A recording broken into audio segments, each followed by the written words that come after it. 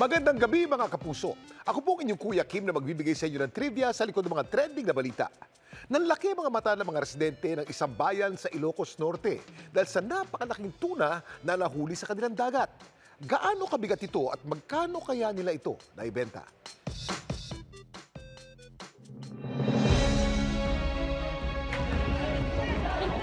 Nagkagulo kamakailan ang mga residente ng Barangay Davila sa Pasukin, Ilocos Norte dahil sa nahuli ng isa nilang kabarangay. Isang napakalaking tuna. Kaya po marami pong taong tumingin po sa may tabing dagat po kasi ngayon lang po sila nakakita ng ganun kalaking bluefin po or big tuna. Hindi po nila isinakay po sa bangka kasi sobrang laki po, hindi po kakayanin. Para may ahon ng napakalaking tuna na nasa 360 kilos ang bigat, nagbayanihan na raw ang mga residente.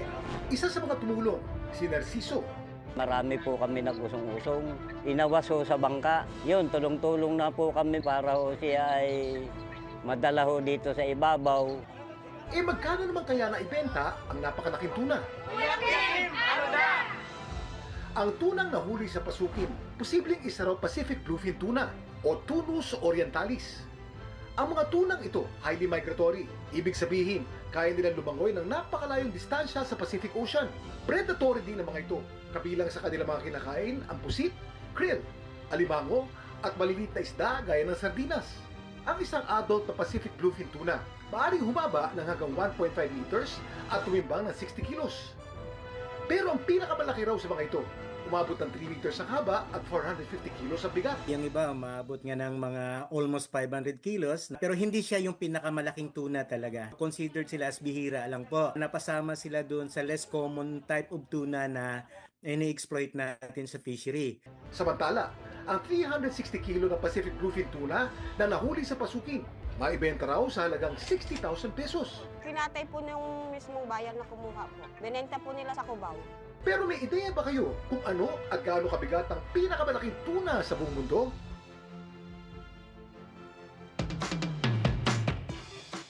Ang pinakamalaking tuna sa buong mundo ay ang Tunus o Atlantic bluefin tuna.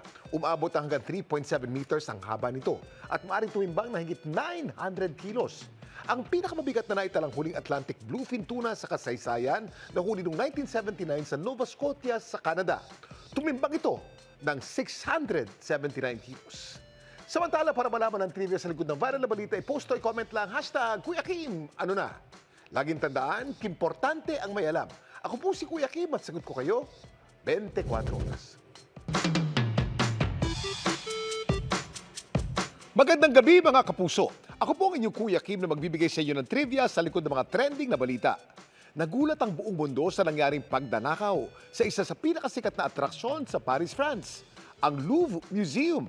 Dahil dito, sinarap ang samantalang museo sa publiko at kabilang sa mga hindi nakapasok ang ilan nating kababayan.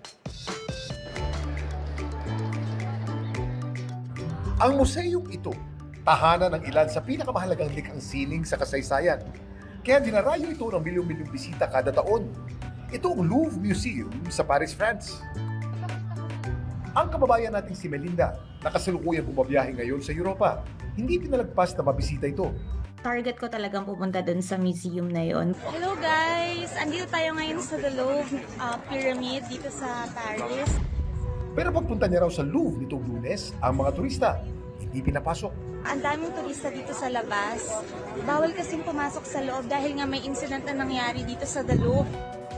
Isang araw kasi bago ang kanyang pagbisita ang museo, nilooban.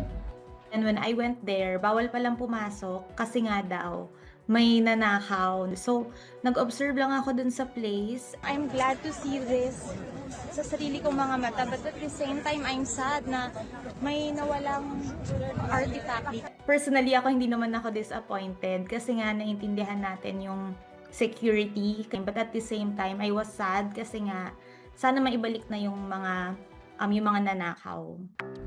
Ayon sa mga otoridad, ang 4 na suspect gumamit ng power tools para makapuslit sa museo. Kabilang sa mga natangay na mga ito, ang tiara ng asawa ni Napoleon III na si Empress Eugenie, ang emerald na hikaw at kwintas ni Empress Marie-Louise, ang tiara, kwintas at isang hikaw na pagbabay-ari ni na Queen Marie-Amélie at Queen Hortense, at ang binansagang reliquary brooch. According doon sa estimate ng curator, to 88 million euros or $102 million. It's not about the physical structure or yung kung hindi, yung pagkawala ng isang alaala na hindi mo na mapapalitan. Patuloy ngayon ang investigasyon para madakip ang mga salarin. Sa nagdaang mga dekada, maraming mga museum heist na gumimbal sa mundo. Taong 1911, ninakaw ng dating empleyado ng Louvre na si Vincenzo Perugia ang Mona Lisa ni Leonardo da Vinci.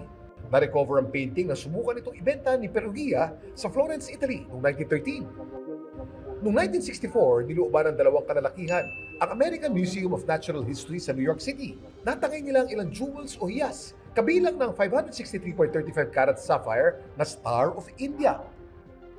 Noong 2002 naman, nang pinasok ng mga magnanakaw ang Vincent van Gogh Museum sa Netherlands, pinuntiryan ang dalawa sa mga painting ng sikat na Dutch artist. Pero hindi pa ang mga nakawang ito ang tinuturing na single largest art heist in modern history. Kuya Kim, ano na? Noong March 1990, may dalawang lalaki na panggap ng mga pulis ang pumuslit sa Isabella Stewart Gardner Museum sa Massachusetts, Amerika.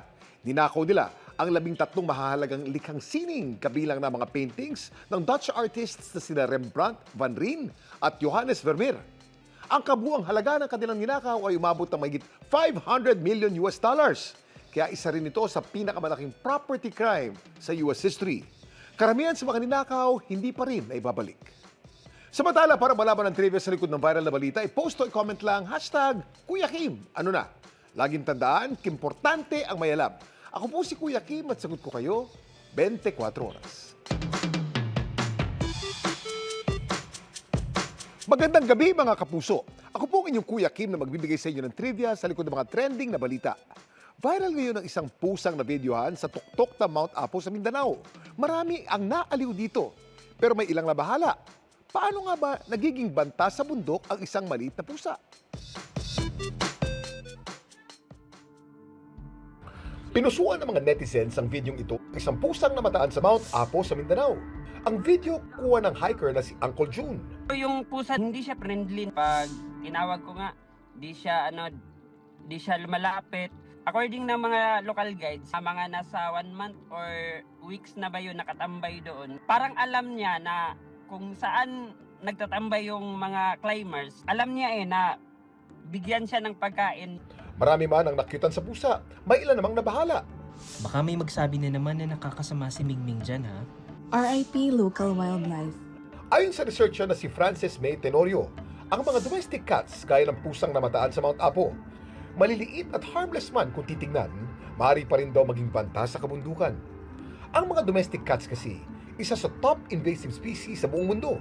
Ang mga pusa or domestic cats ay considered as super predators. So meaning, iba-ibang klaseng hayop yung pwede nilang kainin. Pwede nilang kainin yung both native and endemic wildlife na makikita dun sa lugar. Katunayan sa isang pag-aaral na sinagawa ng grupo ni na Frances, kung saan tinrack nila ang home range ng mga free-roaming na pusa sa palibot ng Mount Makiling Forest Reserve. Napag-alaman nila ng ilan sa mga ito ay nakarating na sa malalayong parte ng gubat at hinahunt ang native wildlife dun. Inuuwi nila yung mga hayop gaya ng bubuli, paniki, bayawak, iba't ibang uri ng daga. Kapag mapabayaan daw ang mga pusa sa bundok, maaari daw itong magresulta sa extinction o pagkaubos ng ilang species ng flora at fauna doon. May mga studies globally na sinasabi na meron ng 63 extinctions ng wildlife dahil sa mga pusa. Dito sa atin sa Pilipinas, maaari tayong magkaroon ng local extinctions. Kaya paalala ni Frances, mas maganda tanggalin talaga sila dun sa mga protected areas. So dapat yung mga pusa hindi natin hinahayaang lumabas, tapos dapat kinakapon din sila para mabawasan yung populasyon na hindi natin gusto. Tapos kailangan din bakunado sila. As for LGUs naman, mas maganda kung meron tayong mga programa na makakakibat para makatulong din sa ating mga kababayan na maging responsible pet owners. pero alam niyo ba na may isang species ng pusa dito sa Pilipinas na tahanan talaga ang ating mga kagubatan? Kuya Kim, ano na?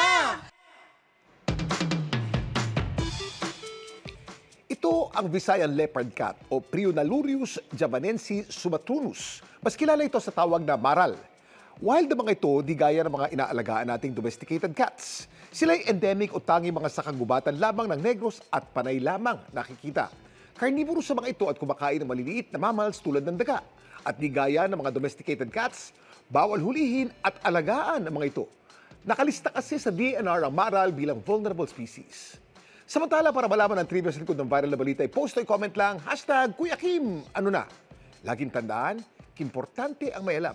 Ito po si Kuya Kim at sagot ko kayo, 24 oras.